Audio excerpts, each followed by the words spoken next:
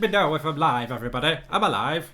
Hello? I'm alive. Hello, everybody, and welcome to... We are live. Hello, everybody, and welcome to The United Stand. Harry Maguire is officially a Manchester United player. We've officially got some positive news, and he has signed for Manchester United in an £80 million deal. So, look, you know what? In fact, I'm not going to say that. I'll save that for the end. Let's stay on the positive side of things. Harry Maguire officially signs for Manchester United, £80 million. And what I want to say straight away is, before people start saying, I'm an Arsenal fan, I've got a defence like the back of an apron, you've overpaid on Harry Maguire. Leicester City this morning have had to pull out of signing Nathan Ake from Bournemouth because Bournemouth wants £75 million. So... forget about all the negativity about the fee about Harry Maguire. Prices are going through the roof because that's the football world we live in. And the point I would always stay with Harry Maguire is this.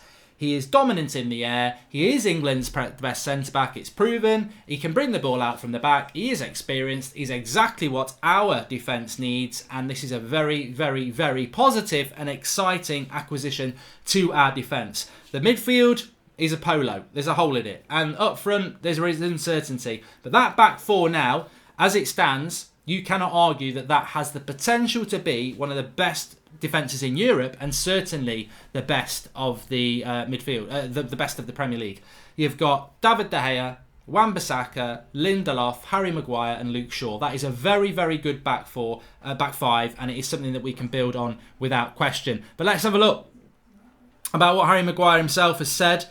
He said, I'm delighted to have signed for this great club. I've thoroughly enjoyed my time at Leicester and would like to thank everyone at the club and the fans for their fantastic support over the past 2 seasons. However, when Manchester United come knocking on your door, it is an incredible opportunity. And that is what Ole Gunnar Solskjaer wants, isn't it? He wants a player that when we go for them, they come to our club. Dybala. From my conversations with the manager, I'm excited about the vision and plans he has for the team. It's clear to see that Ollie is building a team to win trophies.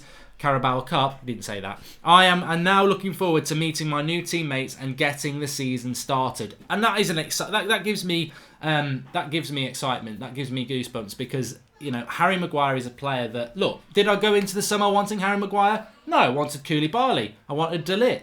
I maybe wanted Varane. But I always said, we are a club that's the 6th best club in England. If we were to get a top 5 centre-back in the world, that would be a huge statement. We wanted it. We didn't get it. What we got was Harry Maguire, who, for me, was in the next tier down. He's in the top 5 to 10 centre-backs in the world, I believe. And I think he'll prove that at United. So...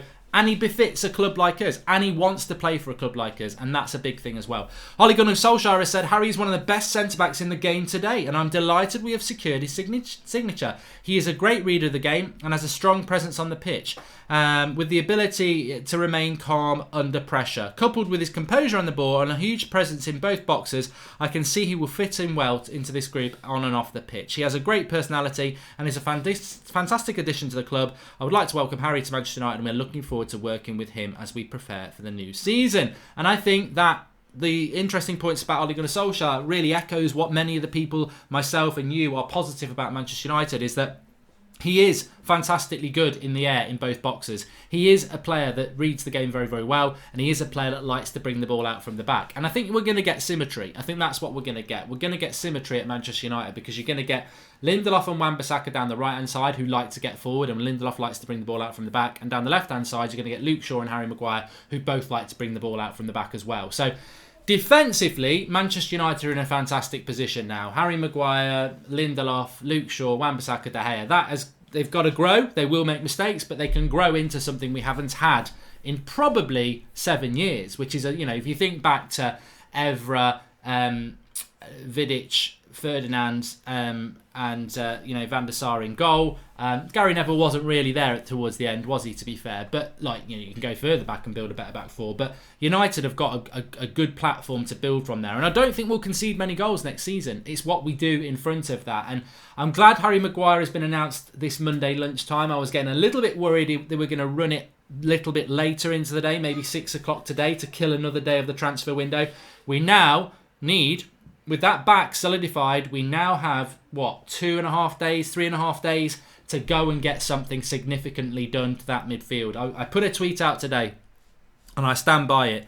When you list off McTominay, Fred, Pereira, Matic and an unsettled Pogba, for me, that midfield is challenging Everton and Leicester. It is not a strong midfield. If Pogba leaves, we're going to be challenging Norwich. So we need to do something in that midfield. And as I said, look, Bruno Fernandes is available. They should go and do that deal. Whether they're going to do that deal or not now, we don't know. But United do need to do it. It'd be such a shame to sort out, effectively, last season, Ashley Young was a joke at right back, and every time Phil Jones came on the pitch in his clown boots, it was a concern. So what have we done? We brought Harry Maguire in, one of the best centre-backs in the league, and we've brought in Wan-Bissaka, one of the best right-backs in the league, and it makes us a strong platform.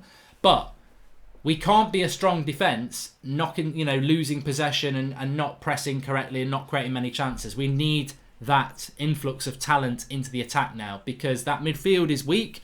And up front, there is inconsistencies there, whether it's Alexis Sanchez, whether it's the inconsistency of Martial and Rashford, Lingard. We need, or the youth coming through, which will naturally be inconsistent. We do need to go and spend some money now on the midfield. And I don't know whether we're going to do it or not. But Harry Maguire joining Manchester United, I believe he's joining on a 6-year contract. It's either 5 years with an option for another year, or 6 years with an option for another year. So it's probably 5 years, isn't it? But £80 million. It's exactly what I said at the start of July. Was it July the 4th when I did that video? And I've got to give a shout out to my mate from Leicester. You were right. He doesn't want to be named, but he did contact me and said, look, Harry Maguire is going to come to United if United go north of 75 million, which we did. We went up to 80. So look, I'm very, very pleased with Harry Maguire joining for United. I'm going to be totally honest with you. Pumpkin Spice Latte says, will De Gea sign a new deal now that we have a decent backline? De Gea is going to sign a new contract. I wouldn't get agitated by De Gea's contract yet, because ultimately, do you want Tuesday, Wednesday or Thursday to be about De Gea's contract, or do you want us to be focusing on the transfer window? I'm happy for De Gea's contract to be announced on Friday or next week. I don't really want it to be announced tomorrow, Wednesday or Thursday, because that is a lost day to do some transfers. It is a 6-year contract, which basically takes him up to 32. So it's a 6 plus 1. Thanks for that easement. It is a 6-year plus 1 contract for Harry Maguire. So he's here for the long term. And he says he's here for the long term. He's here to win trophies. But to do that, we're going to have to make some signings in the midfield. De Gea will sign a new contract in the next... I don't know when he will do it, but hopefully it'll be next week and not this week, because now we've got some time in the transfer window to go on and do it. And I will be honest, like I say, and say, look, Wan-Bissaka's a great signing. Harry Maguire's an exciting signing. I wish we'd done Harry Maguire a couple of weeks ago, because I've got to be honest and say, I am excited about Harry Maguire. I think he's a very, very good signing. But I can't help be tainted by my concern about the midfield going in. And we have only got 3 days left of the transfer window. So very, very excited about Harry Maguire. Very, very excited about Wan-Bissaka from what we've seen. But we'll probably be even more excited about them on Friday if we can bring in a midfielder or two. If we don't, I'll do it on my preview on Friday. I'm going to be very concerned about the season we've got ahead for Manchester United. And I don't want to bring the mood down, because Harry Maguire is a fantastic signing. He's here for the long term. He's the perfect age. I think, Koulibaly's just about to be 28, or he is 28. An older centre-back like Alderweireld is going to be 31 this year. De Ligt's 19. The lad from Benfica, whose name escapes me for a moment, he's 20, about 20 as well. So Harry Maguire is that perfect age, really. 26, not quite in his prime yet, still got years of growth in him, because he's not played for a big club like United before, but has a lot of experience and leadership behind him. So he's a very, very good signing for Manchester United. And as I always say when we make a signing, please do smash a like on the video if you are happy with Harry Maguire, to welcome him to Manchester United. It's always nice to get a lot of... It's always nice to get a lot of likes on a video when we make a new signing, because I'm just trying to see if we can get any more new quotes on it as well, because he is a fantastic signing for Manchester United, and one that will, without question, I think, be a success. I think Harry Maguire will be a success. And it's important to talk about that as well. Dazu W says, Wolves looking at Kessie, Everton looking at Decore. Why are we not looking at players like Decore? He would do a job for us. Welcome, Harry. Great deal. At this late stage, I've always liked Frank Kessie from AC Milan. I think he'd be a very good signing for Wolves if they go and do it. Decore, at this stage, I would take him. Of course I would. And Didi, we would love him.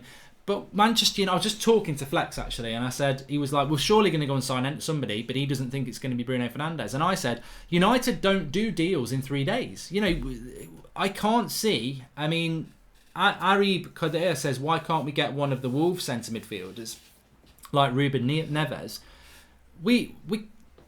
Do you really think United are going to get linked to Ruben Neves today and then sign him by Thursday? We take weeks to do deals. We take weeks to negotiate. Wan-Bissaka took 4 weeks to pay 50 million. Harry Maguire's taken 4 weeks to pay 80 million. And you think we're going to take 4 days to go and get linked to somebody and get a deal done? That's not how our board works. The reason we take so long is because we don't like spending money.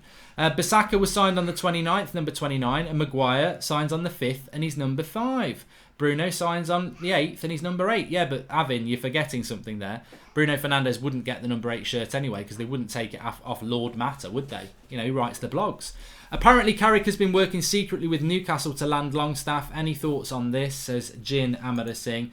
I do feel that United are obsessed with Sean Longstaff. I do. Harry Maguire emoji, says Andrew Rossi. Yeah, we'll definitely get an emoji sorted for Harry Maguire. I'll have a chat with Drawty about what we can do with that. We need to do the spider for Wan-Bissaka as well. But Longstaff is a signing that I think, you know, Paul Robinson's... We've got the call in tonight at 8 o'clock, by the way. So 8 o'clock tonight we will be live and we have got the call in. Longstaff would be an exciting signing because I'm intrigued by it. How a player who's played 9 games for Newcastle can become a Manchester United target that no other club are interested in. I am a bit like Daniel James. But is Longstaff coming into the Manchester United midfield to replace Herrera for now? No, he's another potential player that could flop. United needed to bring quality in. And I keep saying this as well. Can you blame Paul Pogba for wanting to leave Manchester United? Because the honest answer is no. Like, our midfield is worse than it was against Cardiff. We've lost Herrera. And we've not replaced him. And we needed to add to the midfield that had Herrera in it. So... You know, somebody actually said to me, we've replaced Herrera with Pereira because he was on loan last year. That's how bad Pereira was last year. Apparently he was on loan. He wasn't on loan. He was at United the whole bloody season. In fact, he scored a good goal against Southampton in March. But people think Pereira's come back to replace Herrera and he's been on loan. He's not. He's been there last year. That's the impact he made. We need to buy midfielders. And Longstaff, I would welcome him and obviously give him the time that he deserves. But he's not a player that's going to come in for the now, is he? Weezy says, get Fernandes and another midfielder, sell Lukaku, we have until the end of August to sell him, and strengthen right side later on in January or summer, wait for Sancho. And that's a good point from Weezy. We do have until the end of August to sell Lukaku. The Dybala deal needed to be done by Thursday if we're going to do a swap deal, but if we're selling Lukaku, don't keep your eye on Thursday. If Inter Milan are going to sign him for money, that can still be done in August. It's a good point. Mr. Beast says, rest in peace, Chuckle Brothers. Let's move, get Bruno, then boot out the Glazers. Remember the 5 key questions. All this transfer mess covering up the hate. Yes, you're right. You're spot on there. And it is the end of the Chuckle Brothers, isn't it? Smalling and Jones might get to play in Carabao Cup games, but if we don't get injuries to Harry Maguire and Lindelof, then I think we'll be all right. I want to talk about Twansibi and Maguire, actually. I think that's important. But let me just take these super chats. Michael Milo says, Manchester United only had £193 million cash as of March. Can't afford more interest for Bruno.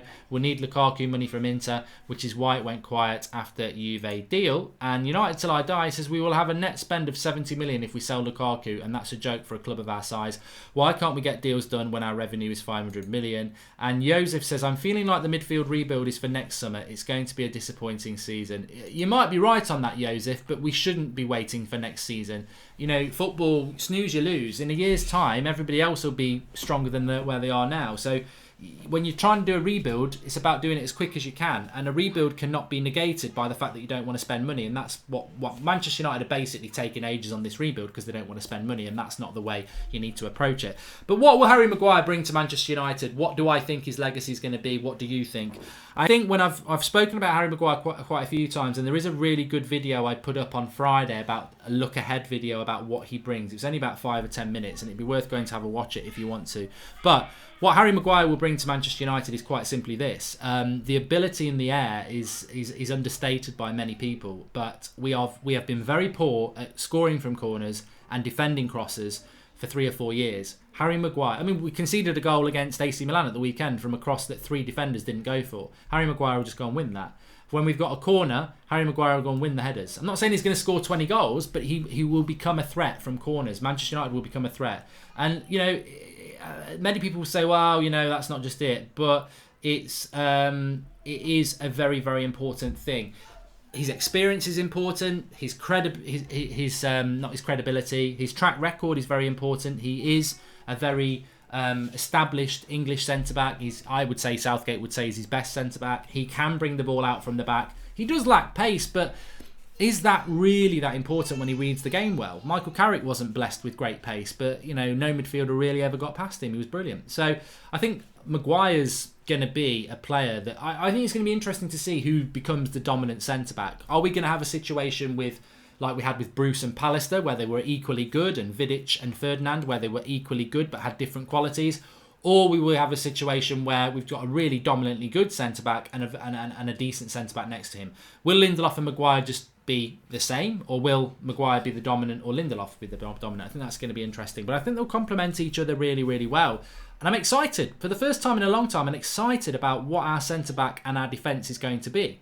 What would you do with Axel Tuanzebe, I think is interesting. TG Tip says, new approach with the Glazers. Woodward has lost you 1 billion in value of the club. Sack him for minimum risk of 70 million in Bruno. You could raise the value of your club.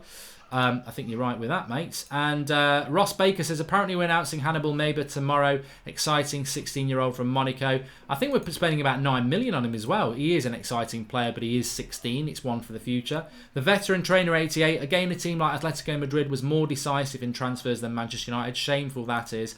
And George Borzik says, has your mate that told you about Bruno still said he thinks he's coming to United? To be honest with you, I wasn't going to talk about that. How do I phrase this without destroying everybody's hope? What I have been told is that with Bruno Fernandes, the Manchester United obviously scouted him all last season, very interested in him. They really do like him, but there has never been an official bid for him. Now, a lot of people say, well, we weren't interested in him. But remember the situation with Bruno Fernandes. If you bid for him and they reject it, they have to pay 5 million to Bruno Fernandes, and then they'll reject everything else and they'll just keep him. So nobody's bid for Bruno Fernandes anyway. United haven't bid for Bruno Fernandes. They never have. But the interest is there. The feeling is that Manchester United are not going to sign Bruno Fernandes because they don't have the money to spend on him. They can't get him for the price they want to get him. So they're now leaking out that they weren't in for him to save face, when actually they do need a midfielder. And Bruno Fernandes is liked certainly by Manchester United and certainly by Ole Gunnar Solskjaer. But as that person said, they probably don't have the money to spend on him because they don't want to spend more than 150 million, and they've already spent that. So that is this. I think as we go into this last week, Manchester United are going to probably try and get Sean Longstaff for around 25 million because it's cheap and it's a cheap option and it's a cheap midfielder. They don't want to spend 60 million on a midfielder, which is what Bruno Fernandes is. So again, it seems to be about money. I'm hopeful that could change because they might look at it and go, look, we need a midfielder, but I don't know. Maguire, a few more quotes from Harry Maguire. It's an amazing club, a club I've always watched and I've always looked up to when I was a young kid, and now I'm part of it. The atmosphere in the stadium is so unique and I'm so special. I'll give everything I've got for this club. Brilliant. He says, I'm really proud to be here and I'm really looking forward to getting started. I'm hoping it will be a successful season and I'll give everything I've got to this club, which is absolutely fantastic. And thanks to Drawty for sending me those quotes in because it's difficult when you're live. Nick P, I was in Cardiff on the weekend, kept my eye on Tuanzebe. He was so composed and classy on the ball. I want him as our third choice this season. Thanks, Nick, for bringing it back to one I wanted to talk about, because I think Harry Maguire, what the Harry Maguire signing means to Smalling, Jones and Rojo is something to have a party about. It means they won't hardly play. What it means for Tuanzebe is a more of an uncertainty. And Udit Batnaga says, finally some positivity after last night. We still need a midfielder and a striker if Lukaku leaves. And guess what? No right winger since 2014. I think we can forget about the right winger, can't we? Even though Lozano... Pogba bid from Madrid, which includes James Rodriguez. I'll talk about that in a minute. And would McTominay be an option for Bruno? A step up, says Amy Sawant. I think people who are trying to say that Scott McTominay is as good as people like Bruno and Ericsson and everyone else are going to be in for a rude awakening. He's a work in progress, isn't he? But with Tuanzebe, what do you do with him? Because Maguire and Lindelof are going to be the starting centre-backs. Then we've got Smalling and Jones, who are on good money and have just been given new contracts. If Maguire gets injured, is Ollie going to play Twansibi, or will he go for Smalling or Jones or Rojo? I think he'll go for experience, which is why I think he's kept Mata instead of going with Gomez. So Twansibi, for me, I would happily play him, but I'm glad we bought Harry Maguire. But where does he fit in? You can only play two centre-backs. It's got to be Lindelof and Maguire. I would like Twansibi to be our backup centre-back, but I don't think he will be because Ollie's given major contracts to people like Smalling and Jones. So therefore, I think that Twansibi's got to go on loan, because I think Twansibi is good enough to be playing 30 to 40 games in the Premier League, and I think that's what he needs in the Premier League. Is there an option there for Manchester United to say to Newcastle, we'll give you Twansibi on a year's loan if you give us Sean Longstaff for 25 million? I think Twansibi needs to play games, and he clearly isn't going to get many games now. And even if Maguire or Lindelof did get injured, I still think Ollie would go for Smalling and Jones. So I think that he needs to get, unless we're going to sell Jones or Smalling or Rojo, I think Twansibi needs to get out on loan. And I also think that maybe Gomez does as well, because I think Gomez is ready, but I think because we've kept Mata, I don't see Gomez even getting on the bench. So they're players that are ready and they need game time. With regards to the Paul Pogba offer that's come in, it's interesting because they're saying that Manchester United have been offered £30 million plus James Rodriguez for Paul Pogba, which is one of the most ridiculous offers I've ever seen, because he is a player that is worth 150 million quid, and he is also, Bayern Munich had an option to buy James Rodriguez for 40 million. So 30 million plus 40 million is 70 million. So Real Madrid expect us to sell Paul Pogba for 70 million. Barry Hines says, in the know how legit Real interest in Pogba is now, especially if they're having cold feet about Zidane and rumours of Mourinho will replace him. Imagine Pogba moves and then Mourinho comes in. Ultimate comedy. I think with Real Madrid, Zidane has always been the player that wants Paul Pogba. And if that could be an interesting scenario, I suppose, as to how that goes. I'd be interested to see if Paul Pogba pushes the move. Is he going to push the move? Because if he pushes the move, we're in a lot of pain at Manchester United. A lot of pain. And that does concern me. But I don't think he necessarily will. I think he's going to have to, I know he said he wanted to go, but I think from a Manchester United point of view, that maybe he should stay. Maybe he should stay. Well, there's no doubt about that. We should go for Lamina, says Amelia. Well, I laughed about Lamina a couple of months ago, but I think we're in that final stage of the transfer window now where any midfielder would be decent. And remember, we were linked to Lamina, and he might be a decent shout because he does want to leave Southampton. Feshen Kitson says, Mark, are we going to... I mean, the thing about Lamina is we need a Herrera replacement, and he is a player that plays quite similarly to Herrera in the way he moves the ball and is quite tenacious. Feshen Kitson says, Mark, are we going to get Bruno Fernandes? I'm tired of these rumours on his way for a medical. I will be gutted if we don't sign him.